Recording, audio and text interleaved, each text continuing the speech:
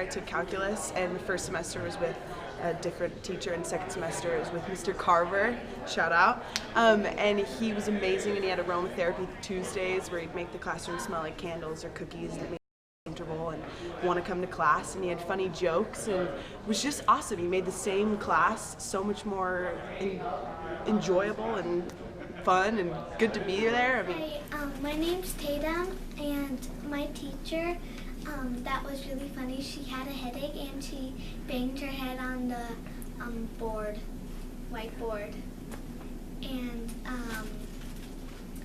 she helped everyone learn about the Pilgrims and the Mayflower and a lot of stuff that I first didn't know.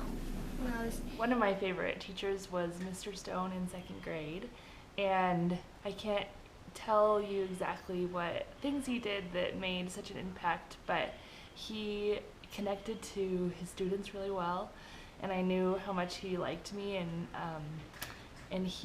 I knew how much he loved teaching and loved the kids in his class, and that made a big impact on me. My sixth grade teacher, Penny Sarah, she was incredible. I told her that my dad told me he would give me $100 if I got straight A's. And when I told her that, she said, well, you're going to have to work for it. I'm not just going to give it to you. And I had all A's except for in math. I had a B, and she stayed after school every single day helping me with my math so that I could get straight A's. And she taught me that, you know, if you're willing to put in the hard work, that it will pay off. And to this day, her and I keep in touch, even though she lived in California and I moved away. We kept in touch, and now we're in touch through Facebook, and she continues to encourage me. One time,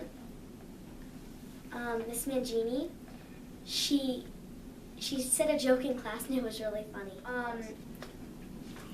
Well, in Miss Kiefer's, we had to write about penguins, and that was really challenging because it was like the couple first weeks of school, and it was really, really challenging.